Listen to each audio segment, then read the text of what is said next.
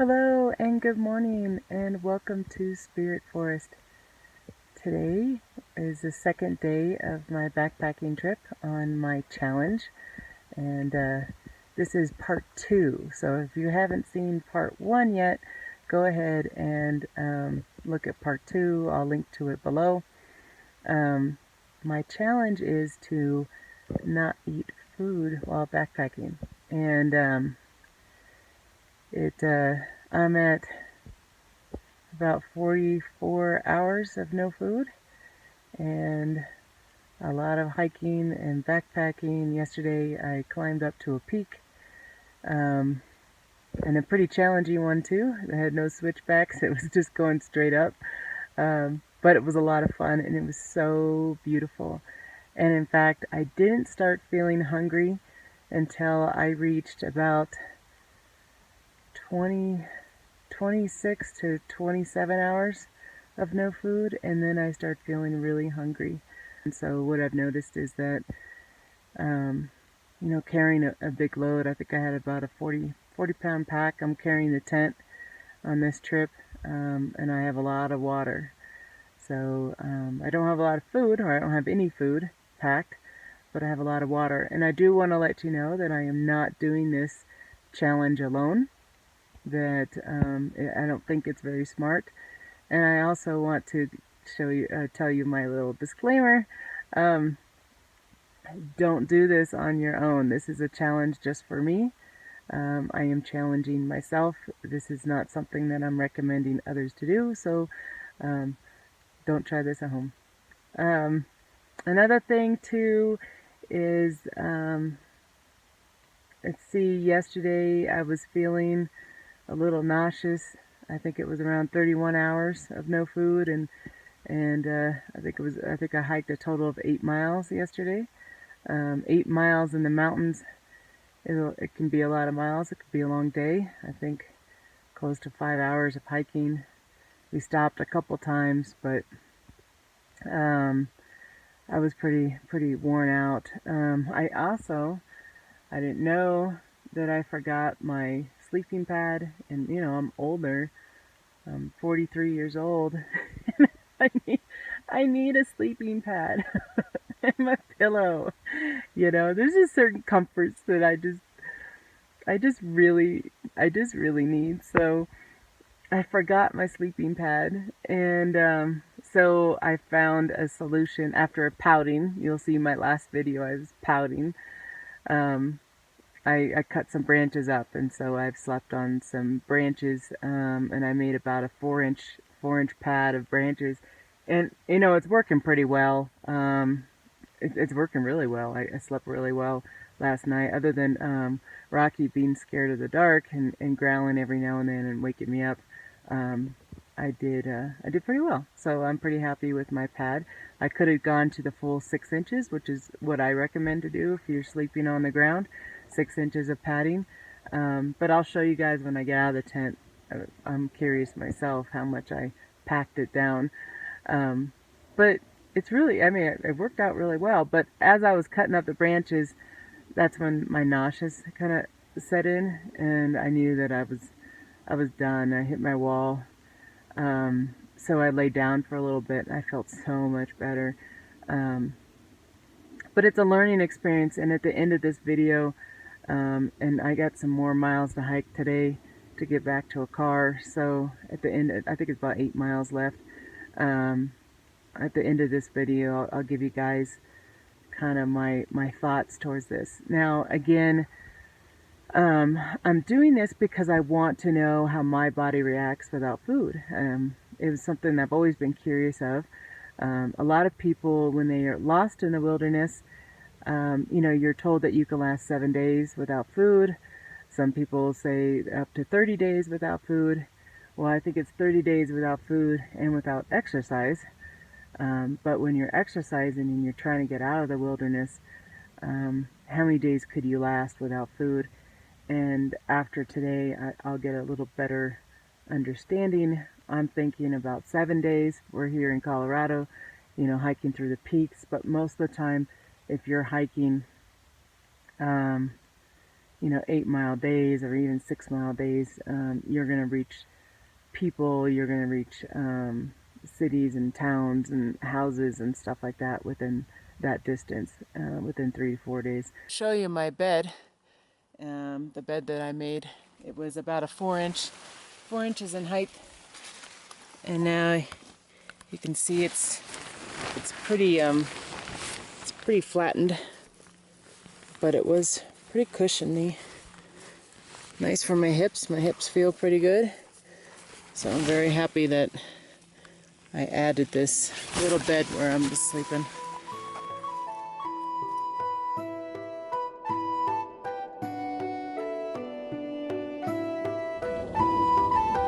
What do you see, buddy? What do you see? You see a squirrel? Look, a squirrel? You see it? Good morning, Rockies.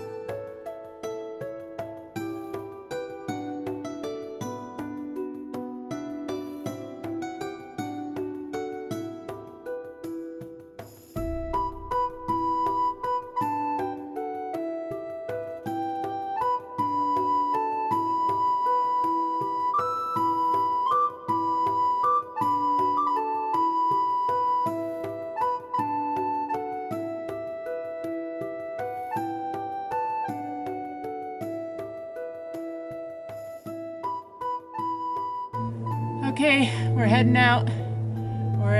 I'm at 46 hours of no food. We're going to try to start the hike down, and I'll show you some stuff along the way.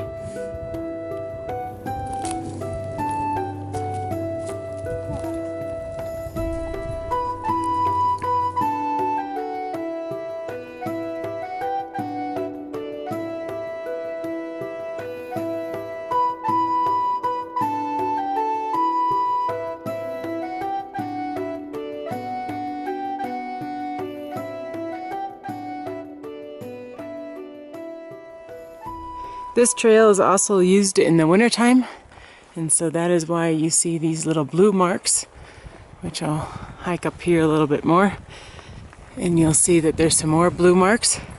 That's because in the wintertime, the trail's full of snow, and you can't see any trails, so you don't know which way you're going. And this is for snowshoeing and cross-country skiing.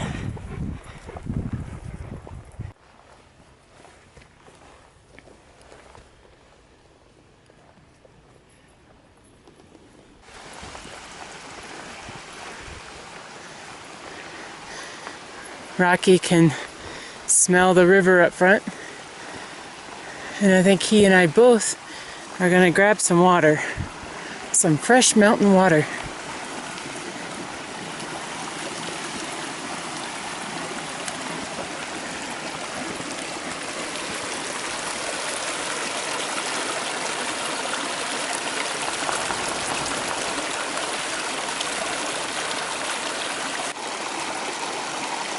Okay, to stay up with everybody else, if you guys see my water filter before, in my old videos, it's a very old water filter, so I bought this really popular one that I've been seeing a lot lately, and basically you fill it full of water, you screw this on, and then you drink from it on here, and I'm going to try that.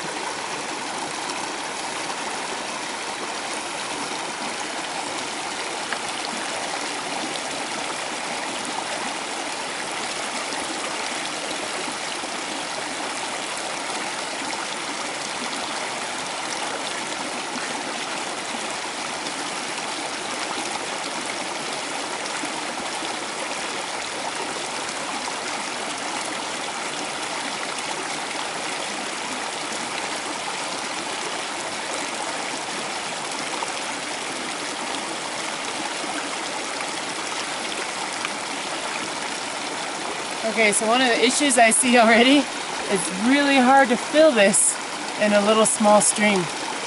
So I'm going to try a couple more times, but it's only filled to about, you kind of see the line, it's about right there.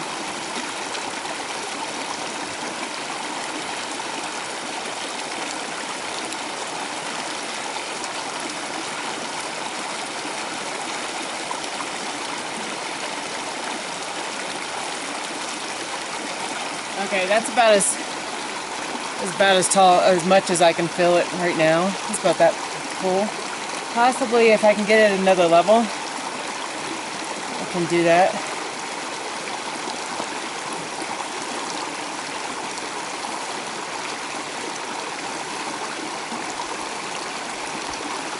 Tastes like water. So I think you can also squeeze it out. I think this would be a good product to have for just one person, but if I'm taking the girls, my two daughters, on a trip, this would be a pain to try to fill their water bladders and my water bladders with just by squeezing this. So I recommend this maybe for a one person, maybe, because I just can't, and maybe they got different size bags, and I know that sometimes you can put it in a cup. But as for this bag, it really doesn't offer much. Like, I wouldn't be able to take this backpack and go up a peak. That's not enough water for me. So, oh well, that's my little review of this product.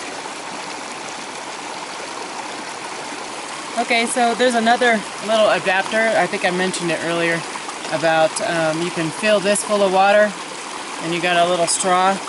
The straw just attaches to the end right here. Seems like everybody else has one of these except me, so maybe you're familiar with these already. But okay, Roxy, gotta get out. Okay, move away.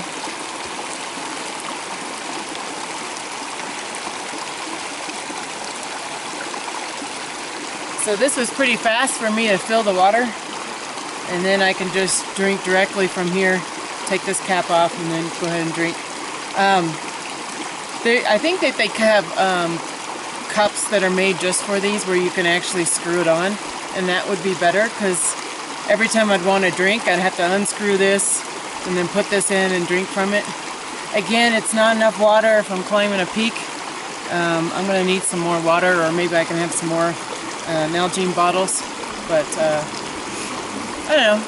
I think it's okay, again, for maybe one person, but if you have a group of people, and it's a lot faster to be pumping them with my water, my old-fashioned water filter. So I was hiking down the trail, and check this out. Check all these. How old are these? No, Rox, don't eat it. Come here. Come on.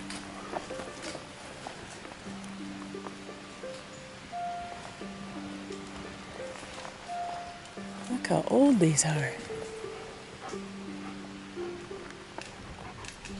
When people were eating out of cans. That's some old style backpack in there. It's almost like they were trashing the place and just dumped all their garbage here. 'Cause look, it even goes way over here. And you can see some more over here.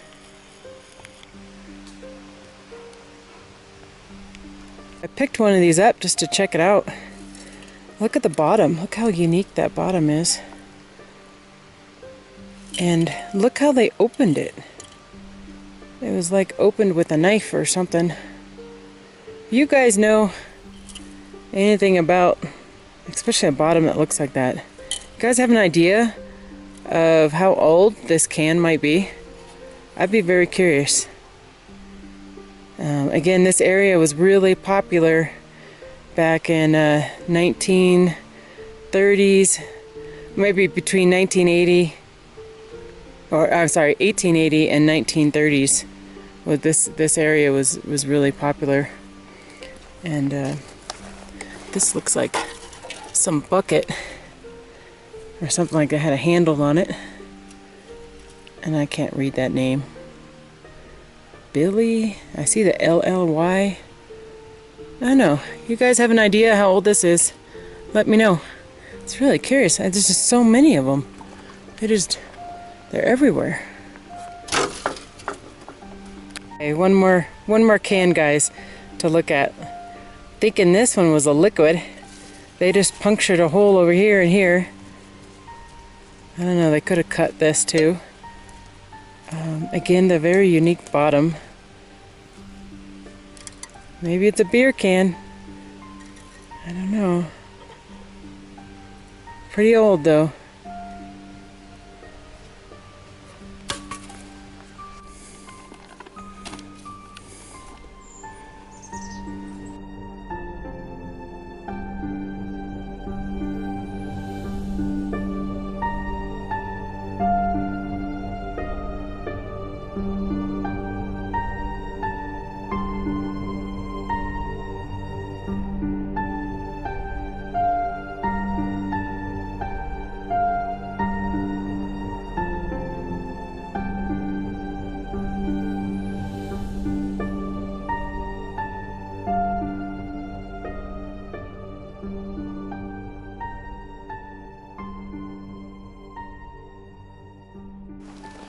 So right now, I am following an animal path,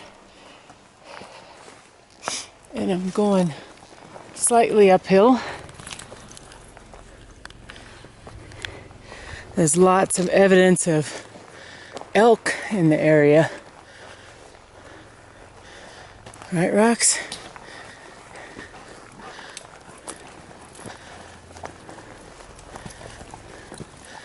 This is a large herd of elk coming through here.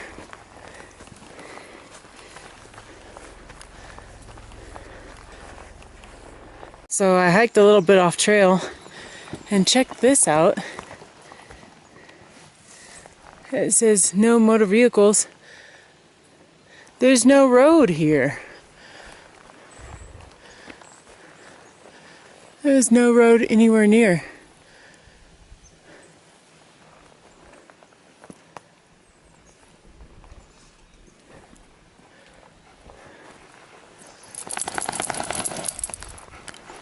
When looking for animal tracks, it is always best to look on the side of the trail. And I see some here, and I'm not sure if it shows in the camera as much, but you see that right there. And then we have some more here. That is an elk, and it's pretty recent as well. See what Rocky found. Come here, buddy. Come on. Let's go. Yeah, I think elk come through here. At least part of an elk. Also a mountain lion. Come on, buddy. You're not taking that home. Come on. No, we're gonna go. That's pretty gross.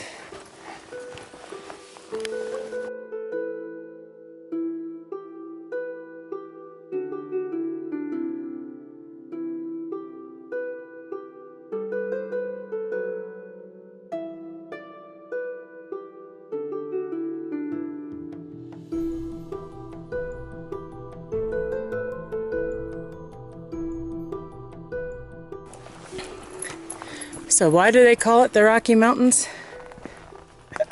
I'm funny. Look, it's Rocky Mountain in the Rocky Mountains. I find humor in that, Rox. Did you guys know his full name is Rocky Mountain? When we go to the vet, they don't know we call him Rocky, so they just call him Rocky Mountain. I want to give you guys an idea of my 2-day hike here. You see that peak right there? I hiked right around that ridge area right there. That peak is about 13,000 feet, almost 14. This one is also at 13,000 feet. I think it's a little bit smaller than that big one over there. But I've hiked from that area right there. So I kind of parked my car right here, hiked up to there, hiked back down, grabbed my pack, and have made it through all these little rolling hills and stuff like that. And then, oh, you can't really see it, but there are some plains back here, and there's some more mountains over here, but it's hard to see in the camera. So I'm going to hike through a couple more mountains and in my way down into these plains down there, which it's really hard to see with these trees in the way.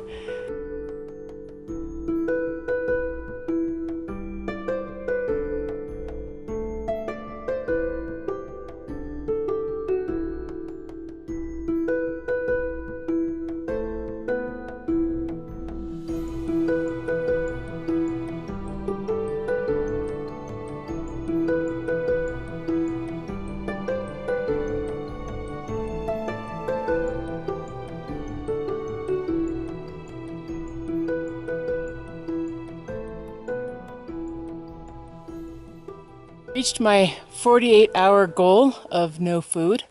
I am not back at the car yet, so I will go over 48 hours. How am I feeling? I'm actually feeling pretty good. I'm hungry, and I'm looking on the ground to see if there's any edibles. So it's just a constant search. Even though I don't plan on eating anything, I'm looking to see if there is some edibles. Now, I did find a edible mushroom, and then I found some strawberries, and I found some dandelion. But eating a dandelion this time of year, it probably tastes pretty bitter.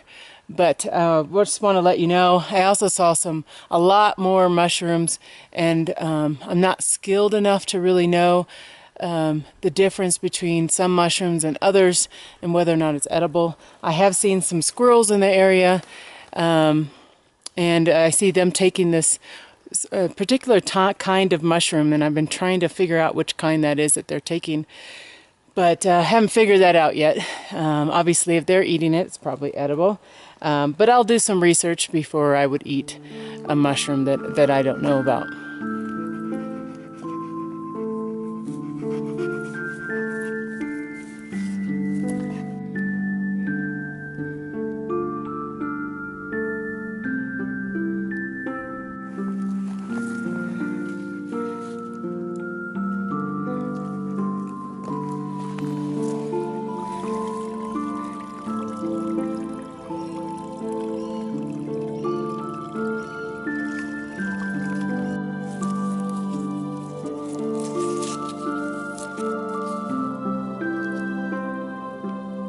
So still heading down this mountain, and we actually been climbing probably for a good half hour to an hour, climbing up this other ridge, and now we're kind of coming down this ridge.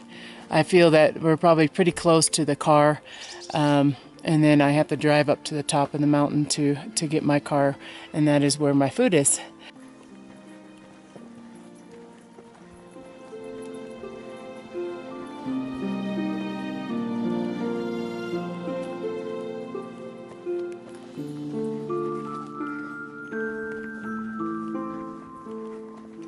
Almost there.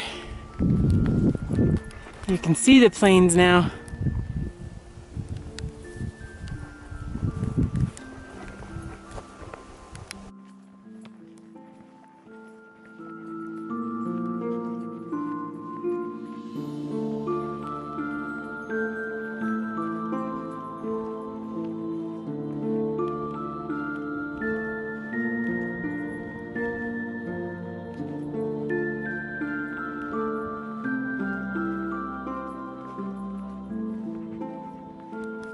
The trail didn't exactly go the way that we expected it to go, so I think we walked a little extra, but that's okay. I am at now 50 hours of not eating, and I'm not feeling starving. I'm hungry. I'm thinking about food a lot, but overall it was a really good experience. I'm happy that I did it, and now I'm happy that I can eat too. So what did I learn from it?